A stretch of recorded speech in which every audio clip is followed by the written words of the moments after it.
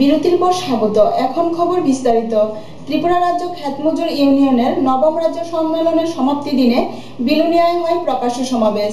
প্রধান বক্তা ছিলেন মুখ্যমন্ত্রী মানিক সরকার সহ সংগঠনের সর্বভারতীয় ও রাজ্য নেতৃত্বরা। ত্রিপুরা খ্যাতমজুর ইউনিয়নের নবম রাজ্য সম্মেলন সমাপ্ত হলো আজ। বিদায় বেলাতেও ছিল উৎসবের মেজাজ। প্রকাশ্য সমাবেশে যোগ দিতে তপ্ত রোদেও ভিড় উপচে পড়েছিল বিকেআই মাঠে। ৮১ জনকে নিয়ে গঠিত সংগঠনের নতুন রাজ্য পরিষদের সভাপতি ভানুলাল সাহার বক্তব্যের মধ্য দিয়ে শুরু হয় জনসভা। ভাষণ রাখেন সংগঠনের সর্বভারতীয় সাধারণ সম্পাদক এ বিজয় রাঘবন। তিনি তার ভাষণে কেন্দ্রের মনমোহন সরকারের সমালোচনা করতে গিয়ে বলেন, প্রধানমন্ত্রীর মুখ খোলা মাত্রই একবার করে জিনিসের দাম বাড়ে। মেহেঙ্গাই দেনে वाला इस सरकार को हटाना पड़ेगा।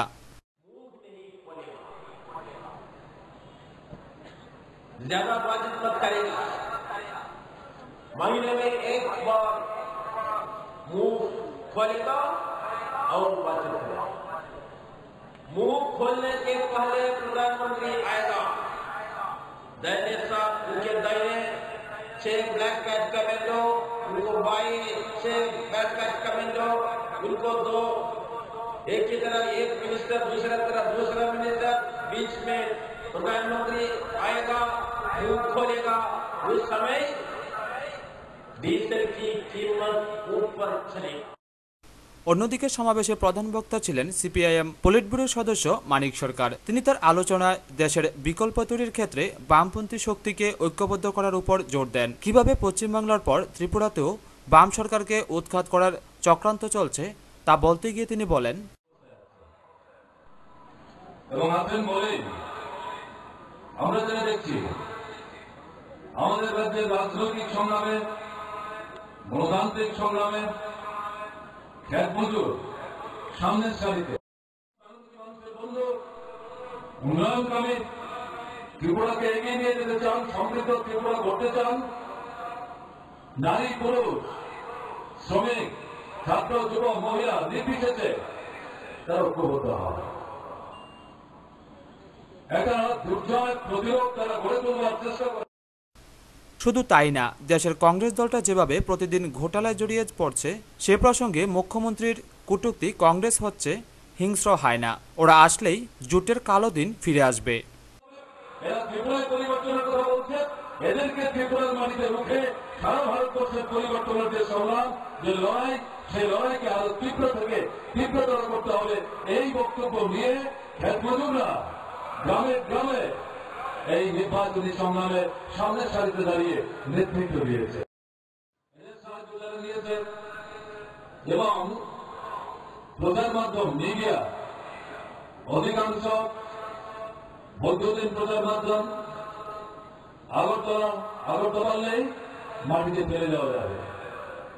তাই প্রায় 2 বছর সময়ে তাদের জাতীয় নেতা, আঞ্চলিক নেতা, কেন্দ্রের মন্ত্রী, উত্তর পূর্বাঞ্চলের রাজ্যের মুখ্যমন্ত্রী, তাদের বিধায়ক, তাদের লোকসভা সদস্য, তাদের বিভিন্ন গণতান্ত্রিক সংগঠনের নেতৃত্ব, সমস্ত দিক থেকে তারা শক্তির সমাবেশ করেছে।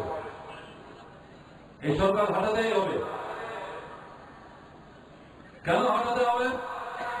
এই সরকার ভারতবর্ষের সামনে শুধু ত্রিপুরা গরিব মধ্যবিত্ত মেহনতি মানুষের জন্যই কাজ করছে না, একটা বিকল্প পথের দিশা দিচ্ছে, সন্ধান দিচ্ছে, নিশানা দেখাচ্ছে।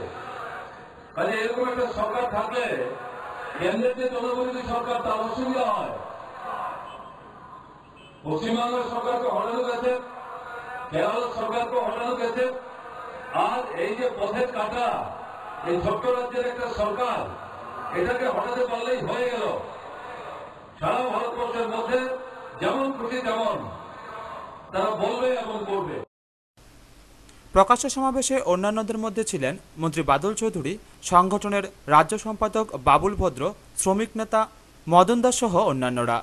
ব্যুরো রিপোর্ট, খবর ত্রিপুরা।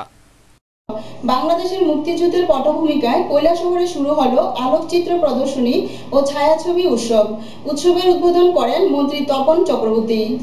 বাংলাদেশের মুক্তিযুদ্ধের পটভূমিকায় কৈলাসহরে শুরু হলো আলোকচিত্র প্রদর্শনী ও ছায়াছবি উৎসব। আজ স্থানীয় আরকেআই ক্যাম্পাস হলে উৎসবের উদ্বোধন করেন স্বাস্থ্যমন্ত্রী তপন চক্রবর্তী। উৎসব চলবে 29 অক্টোবর পর্যন্ত। তথ্য সংস্কৃতি দপ্তরের উদ্যোগে এবং কৈলাসশহর নগর পঞ্চায়েত ও ত্রিপুরা সংস্কৃতি সমন্বয় কেন্দ্রের সহযোগিতায় শুরু হলো উৎসবের। বাংলাদেশের মুক্তিযুদ্ধ শেখ মুজিবুর রহমানের স্থিরচিত্র ও প্রদর্শনের ব্যবস্থা করা হয়েছে। বাংলাদেশের স্বাধীনতা সংগ্রামের ইতিহাস, মুক্তিযুদ্ধ বিষয়ে ইতিহাস কথা কয় শীর্ষক আলোকচিত্র প্রদর্শনী এবং ছায়াছবি দেখানোর আয়োজন করা হয়েছে। গেরিলা, পিতা, হাঙ্গর নদী গ্রেনেড, আমার বন্ধু রাসেল, দুঃসময়ের বন্ধু, আগুনের পরশমণি ছায়াছবিও প্রদর্শিত হবে 3 দিন। বাংলাদেশের মুক্তিযুদ্ধ প্রসঙ্গে মন্ত্রী তপন চক্রবর্তী বলেন, ছাত্রছাত্রীরা তাদেরকে না বললে তারা বুঝবে কি করে? তাদেরকে পাঠ্যপুস্তক ফর্মে হোক অথবা অডিও ভিজুয়াল সিস্টেমে হোক, তাদের কাছে তো এই ঘটনাগুলো নিয়ে যেতে হবে। আজকে যারা ছাত্র স্কুল কলেজে, তারা দেখেনি বাংলাদেশের মুক্তিযুদ্ধ। আমরা যারা একটু বয়সী, আমাদের জীবনের অন্যতম একটি অবিস্মরণীয় ঘটনা হচ্ছে বাংলাদেশের মুক্তিযুদ্ধ। আমরা খুব খুশি যে বাংলাদেশের বন্ধুরা খুব কষ্ট করে এসেছে এবং তারা আমাদের রাজ্যে এর আগে এই ধরনের প্রদর্শনী করেছেন বাংলাদেশের এখন তারা উত্তর, নীলকুঠি, ধলাইজলা এবং দক্ষিণ জেলা 7টা বিভাগে এই প্রদর্শনী নভেম্বরের 18 তারিখ পর্যন্ত তারা আমাদের রাজ্যের মানুষকে এগুলো দেখার সুযোগ করে দেবেন। আমি আশা করি আমাদের রাজ্যের যত বেশি মানুষ এই মুক্তিযুদ্ধের সংগ্রামের কথা জানতে পারবে, বিশেষ করে আমাদের নতুন প্রজন্মের ছেলেমেয়েরা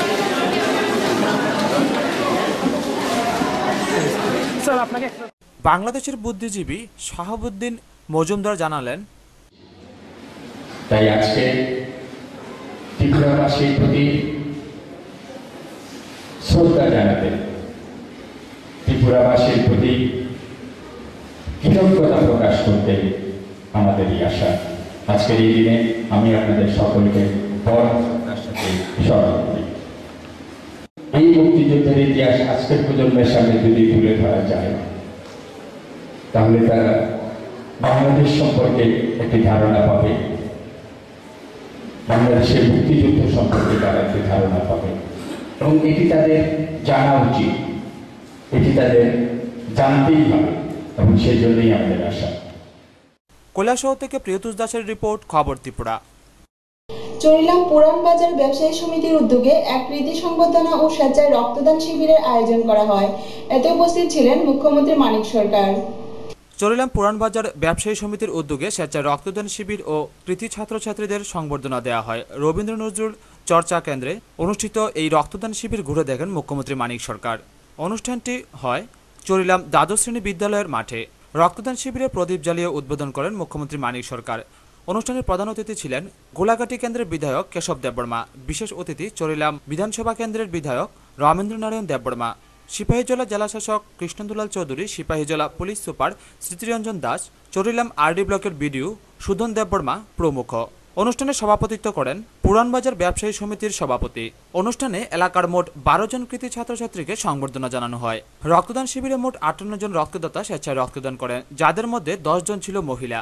রক্তদান শিবিরকে ঘিরে যুবক যুবতীদের মধ্যে ব্যাপক উৎসাহ লক্ষ্য করা যায়। কিন্তু রক্ত তো কারখানায় তৈরি হয় না, রক্ত একমাত্র তৈরি হয় মানুষের দেহে, প্রাণীর দেহে, জীবের দেহে। বাইরে কোথাও রক্ত তৈরির কোন সুযোগ নাই। অথচ আপনার প্রিয় পাত্র, নিকটাত্মীয় অথবা আপনার নিজের বেঁচে থাকার জন্য ডাক্তার বলছে আপনার যে অসুবিধা তৈরি হয়েছে, আপনাকে বাঁচাতে পারবো যদি আপনি 2 বোতল রক্তের ব্যবস্থা করতে পারেন। কি করবেন আপনি এখন? দোকানে তো পাওয়া যায় না। এই জায়গায় প্রশ্ন আসলো, আরেকজন মানুষ যদি এগিয়ে এসে আপনাকে অথবা আমাকে আপনার প্রয়োজনে সুস্থ হয়ে উঠবার জন্য তার নিজের দেহ থেকে। চরিলাম থেকে শম্পা ভূমিকের রিপোর্ট, খবর ত্রিপুরা। ডিওয়াইএফআই ব্রহ্মাছড়া গোকুলনগর ইউনিটের 3য় সম্মেলন অনুষ্ঠিত হয় গামাইবাড়ি কমিউনিটি হলে। উপস্থিত ছিলেন মন্ত্রী খগেন্দ্র জমাতিয়া। সমাজতন্ত্রই ভবিষ্যৎ, ভবিষ্যৎ আমাদের, এই স্লোগানকে সামনে রেখেই ভারতে গণতান্ত্রিক যুব ফেডারেশনের তৃতীয় ব্রহ্মছড়া গোকুলনগর অঞ্চল সম্মেলন অনুষ্ঠিত হয় গতকাল। গামাইবাড়ি কমিউনিটি হলে অনুষ্ঠিত হয় সম্মেলন। উদ্বোধন করেন মন্ত্রী খগেন্দ্র জমাতিয়া। সম্মেলনের শুরু হওয়ার আগে সংগঠনের পতাকা উত্তোলন ও শহীদ বেদিতে মাল্যদান করা হয় হলঘরের বাইরে।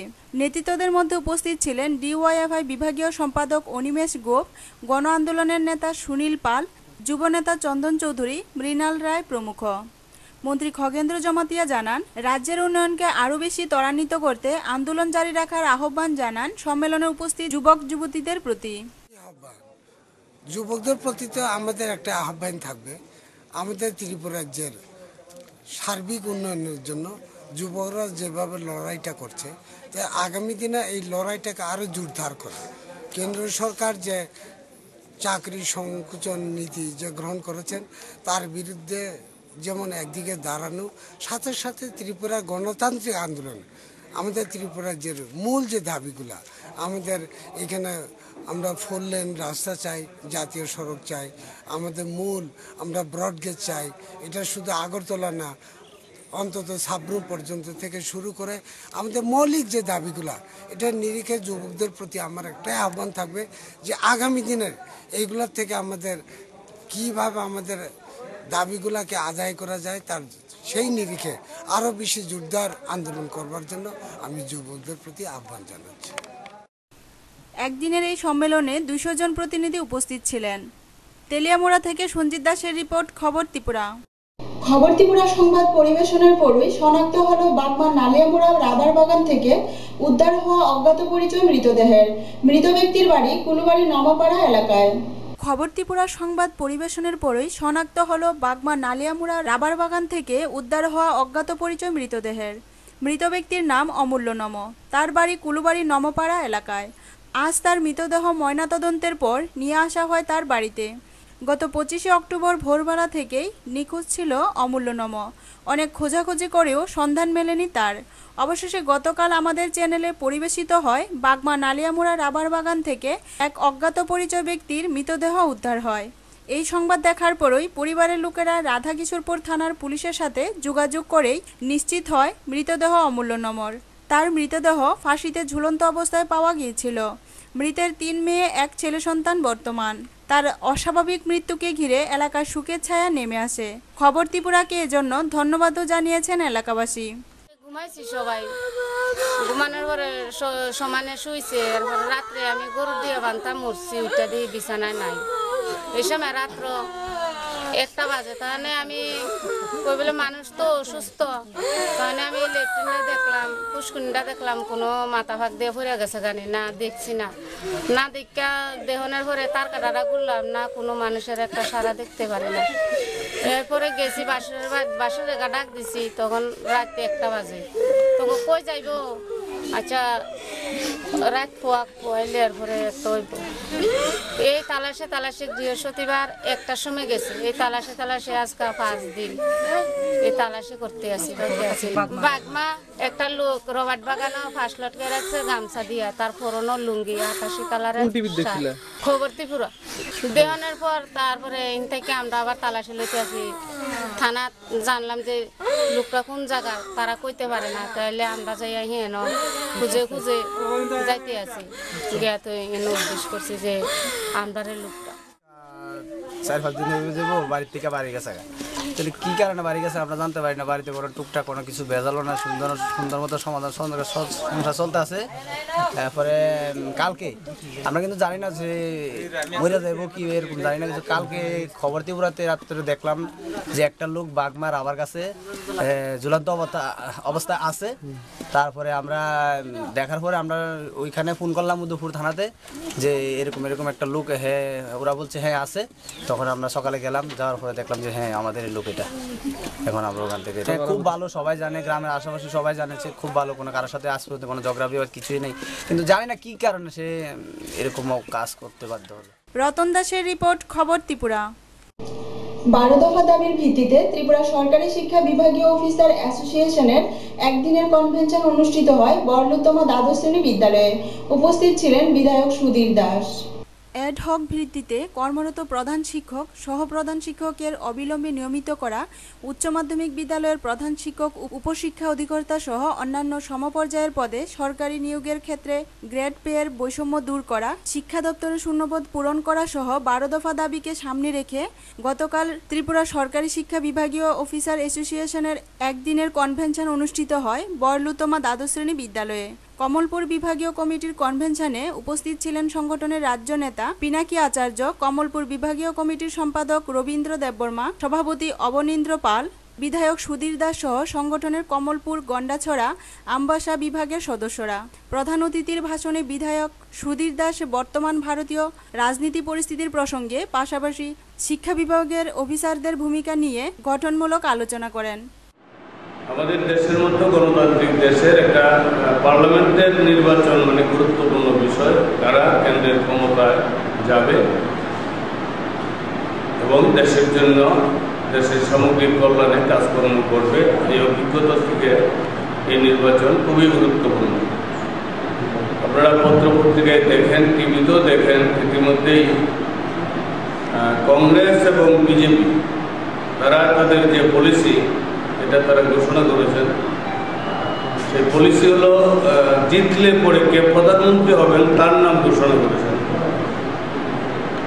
যে কোনো একটা দলের প্রধানমন্ত্রী তো যে কোনো একজন জিতলে পরে করতেই হবে, কিন্তু আগে থেকে প্রধানমন্ত্রীর নাম ঘোষণা করার অর্থ কী? অর্থটা একটা ব্যক্তিকে ভিত্তি করে রাজনৈতিক দৃষ্টিভঙ্গিতে পরিচালিত হওয়া। কংগ্রেস যেমন বলেছে তারা জিতলে পরে রাহুল গান্ধীকে প্রধানমন্ত্রী করবেন, আবার বিজেপি বলেছে তারা জিতলে পরে নরেন্দ্র মোদীকে প্রধানমন্ত্রী করবেন। আর তৃতীয় পক্ষ হিসাবে এখনো পরিষ্কার পরিচ্ছন্ন কিছু না হলে পরেও, এতটা শক্তিশালী এখনো না, তারপরেও তারা বলেছেন যে না, আমরা নেতার চেয়ে নেতা কে হবে জিতলে পরে এটা দেখা যাবে, কিন্তু এর চেয়ে বড় কথা হলো নীতি। নীতি সবচেয়ে বড়, নেতা বড় না। মানুষের মৃত্যু হয়, নেতার মৃত্যু হয়, কিন্তু নীতি। সম্মেলনে 50 জন শিক্ষা বিভাগের অফিসার অংশগ্রহণ করে। ব্যুরো রিপোর্ট, খবর ত্রিপুরা। এসআরআই পদ্ধতিতে ধান চাষ করে পূর্বের তুলনায় কিছুটা লাভবান হয়েছেন সীমান্তবর্তী গ্রাম কুলুবাড়ি কৃষকরা। সোনামুড়া মহকুমার সীমান্তবর্তী গ্রাম কুলুবাড়ি মিশ্র সম্প্রদায়ের লোকের বাস এখানে। গ্রামের একটা বড় অংশের লোক কৃষিকাজের উপর নির্ভরশীল, যদিও কৃষি জমির একটা অংশ চলে গেছে সীমান্ত বেড়ার ওপারে। বিশেষ করে ধান চাষের উপর গ্রামের বেশিরভাগ কৃষকরাই এসআরআই পদ্ধতিতে বর্তমানে ধান চাষ করছে। কৃষি দপ্তরের সহযোগিতায় তারা এই পদ্ধতিতে ধান চাষের দিকে এগিয়ে আসছে। কৃষকরা জানান, আগে যেখানে 15 থেকে 16 মণ ধান ফলাতো কৃষকরা, বর্তমানে এসআরআই পদ্ধতিতে কম খরচে 20 থেকে 22 মণ ধান ফলাতে পারে কৃষকরা। এছাড়া পূর্বে বীজের জন্য ধান প্রয়োজন হতো 10 কেজি, কিন্তু এসআরআই পদ্ধতিতে একটি মাত্র চারা রোপণ করতে হয় বলে মাত্র 800 ধানেই বীজ বপন হয়ে যায়। তো আগে করতাম, দেন আগে দিতাম 10-12টা আলি, একটা ধানের ভিতরে 10-12টা ধান দিতাম আর কি, 10-12 আলি দিয়ে খেত করতাম। অক্ষণকা করতে আসি একটা দিয়া, অক্ষণ একটা আমরা বহুত ধান কম, বিষও কম লাগে, ধান ফসল ভালো হইতে আছে। কানিকের ধরনের 20 মণ 25 মণ নিচে আর হয় না। কখন আগে বেশি দিয়ে করলেও 10-12 মণ হয়েছে ধান। আমরা সারও দিতে আছে, ওষুধও দিতে আছে, আলিও লাগে একটা একটা, আমার বিষও কম লাগতে আছে। এখনকার আমরা আগে 8-10 মণ ধান পাইতাম, 8-10 মণ 10-12 মণ এর বেশি পাইতাম না। তখনকার আমরা ধরেন আমরা 20-22-25 মণ পর্যন্ত আমরা ফলাইতাম পারি। আর আমরা কানিকেতে আজকে 10 কেজি 12 কেজি ধান লাগতো, তখনকার 800 গ্রাম ধান হইলে আমরা চলে।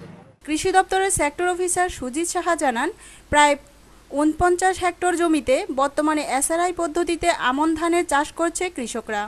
কৃষি দপ্তর থেকে কৃষকদের বীজ, সার, ঔষধ এবং টাকাও দেওয়া হয় বলে জানান তিনি।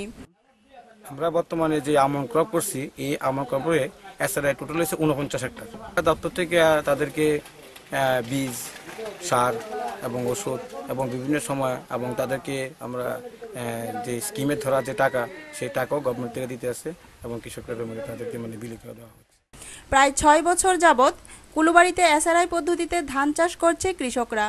তিনি আরও জানান, প্রথম দিকে কৃষকরা এসআরআই পদ্ধতিতে ধান চাষ করতে কিছুটা অনীহা প্রকাশ করলেও বর্তমানে বেশিরভাগ কৃষকরাই এসআরআই পদ্ধতিতে ধান চাষ করতে আগ্রহী। অপরদিকে জাতীয় খাদ্য সুরক্ষা মিশনে এই বছর কুলুবাড়িতে মোট ৩০ জন কৃষক আমন ধানের চাষ করছেন। মোট ৩০ থেকে ৩৫ হেক্টর জমিতে জাতীয় খাদ্য সুরক্ষা মিশনের আওতায় ধান চাষ করা হচ্ছে বলে জানান কৃষি দপ্তরের সেক্টর অফিসার সুজিত সাহা। আমরা প্রথমত ৩০ থেকে ৩৫ হেক্টর পর্যন্ত আমরা এসআরআই নিয়েছি, তারপর থেকে আমরা ৬০-৬৫ হেক্টর পর্যন্ত আমরা এখানে চলেছি। কত হচ্ছে আমাদের এসআরআই পদ্ধতিতে বর্তমানে যেটা আছে। পাশাপাশি আমরা এনএফএস একটা স্কিম আমরা করছি, ওইখানে প্রায় ৩০ জন কৃষক আছে। এখন আমরা এই আমন ক্রপে আমরা এখানে ১০ হেক্টর আমরা নিছি। সব মিলিয়ে এসআরআই ও এনএফএসএম পদ্ধতিতে ধান চাষ করে কৃষকরা পূর্বের তুলনায় অনেক বেশি লাভবান। সুকান্ত বর্মন ও রতন দাসের রিপোর্ট, খবর ত্রিপুরা। সমাপ্ত হলো এসএফআই কমলপুর বিভাগীয় কমিটির ১৬তম বিভাগীয় সম্মেলন। এতে ৪৫ জনের নতুন কমিটি গঠিত হয়। নতুন বিভাগীয় কমিটি গঠনের মাধ্যমে এসএফআই কমলপুর বিভাগীয় কমিটির ১৬তম বিভাগীয় সম্মেলন শেষ হলো গতকাল সন্ধ্যায়। ২৬ অক্টোবর সন্ধ্যায় কমলপুর কলেজের বিমল সিংহ সভাগৃহে দুদিনব্যাপী সম্মেলনের সূচনা করেছিলেন প্রাক্তন ছাত্রনেতা অঞ্জন দাস। উপস্থিত ছিলেন এসএফআই রাজ্য কমিটির সভানেত্রী নীলাঞ্জনা রায়, রাজ্য নেতা পলাশ ভূমিক, কমলপুর বিভাগীয় কমিটির সম্পাদক মানবেন্দ্র দেব, সভাপতি সুবীর দেব সহ ৩০০ জন প্রতিনিধি। সম্মেলনে উদ্বোধকের ভাষণে ছাত্রনেতা অঞ্জন দাস ছাত্ররা কেন রাজনীতি করবে এবং এসএফআই সারা দেশব্যাপী কি ভূমিকা পালন করছে তা নিয়ে বক্তব্য রাখেন। রাজনীতি করবে, ছাত্ররা কেন দেশ নিয়ে ভাববে, ছাত্ররা কেন সমাজ নিয়ে ভাববে। তোমাদের আজকের প্রতিবেদনের যে পেট তাতে লেখা আছে উদারবাদী নীতির বিরুদ্ধে বিকল্পের লড়াই শক্তিশালী করো। এই কথা মানে কি? উদারবাদী অর্থনীতি সমাজনীতিকে শুধু গ্রাস করছে না, আমাদের মননকে, আমাদের চিন্তনকে, আমাদের সংস্কৃতিকে গ্রাস করে ফেলছে। গতকাল সন্ধ্যায় সুবীর দেবকে সম্পাদক করে, নিহার দাসকে সভাপতি করে ৪৫ জনের নতুন কমিটি গঠন করা হয় এবং ১৫ জনের নতুন সম্পাদক মণ্ডলী গঠন করা হয়। কমলপুর থেকে রূপালী চক্রবর্তীর রিপোর্ট, খবর ত্রিপুরা। কৈলাসহর ইউনাইটেড ক্লাবের উদ্যোগে আয়োজন করা হয় এক স্বেচ্ছায় রক্তদান শিবিরের। শিবিরে মোট ২৭ জন রক্তদাতা স্বেচ্ছায় রক্তদান করেন। কালী পূজা উপলক্ষে এক রক্তদান শিবিরের আয়োজন করল ইউনাইটেড ক্লাব। শিবিরে মোট ২৭ জন রক্তদাতা রক্তদান করেছেন। ক্লাবের এই উদ্যোগের প্রশংসা করলেন অতিথিরা। চণ্ডীপুর ইউনাইটেড ক্লাব বছরের বিভিন্ন সময়ে সামাজিক সেবামূলক কাজ করে থাকে। এবারও ক্লাব দীপাবলি, কালী পূজা উপলক্ষে রক্তদান শিবিরের আয়োজন করে থাকে। আজকের এই অনুষ্ঠানে উপস্থিত ছিলেন ঊনকোটি জেলার জেলা শাসক অভিষেক চন্দ্র, বিশিষ্ট সমাজসেবী হিমাংশু শেখর সোম, কৈলাসহর প্রেস ক্লাবের সম্পাদক বিশ্বজিৎ ভট্টাচার্য, ক্লাব সভাপতি দুলাল দাস অনুষ্ঠানে সভাপতিত্ব করেন। ক্লাবের এই উদ্যোগকে স্বাগত জানিয়ে জেলা শাসক বলেন, রক্ত দিলে আমাদেরকে কেউ পুরস্কৃত করবে না, আর রক্ত না দিলেও কেউ গালি দেবে না, কিন্তু এই মানসিকতাটা আমাদের তৈরি করতেই হবে। কেননা মানুষ মানুষের জন্যে। আজ আমরা যদি একটা লোককে বিপদে সাহায্য করতে পারি, ওটাই শ্রেষ্ঠ সাহায্য। সেই সঙ্গে আমি আজ ইউনাইটেড ক্লাবের সদস্যদের বা উপস্থিত যারা রয়েছেন তাদেরকে আরও বলছি, আরও ২-৩টো এসছে এখন করতে হয়। একটা হলো দেহদান। রক্তদান তো আমরা করি, সেই সঙ্গে দেহদান। মারা গেলে পর পুড়িয়ে দিল না মাটির তলা গেড়ে দিল, এটা তো দেখার কিছুই না, তার তো কোনো ফিলিংসই থাকে না। সেই শরীরটা যদি আমরা দান করে দিয়ে যেতে পারি, বা যে কোনো অঙ্গ, যে আমার শরীরের যে কোনো অঙ্গ আমি মারা যাওয়ার পর প্রয়োজনে আপনারা নিয়ে অন্যকে প্রতিস্থাপন করতে পারেন। এবং আমাদের যে স্কেলিটনটা, কঙ্কালটা, সেটা আমাদের যে ভাবি ডাক্তাররা হচ্ছে তাদের শিক্ষার জন্য খুবই প্রয়োজন হয়। সবার কাছে পৌঁছে দিতে চাই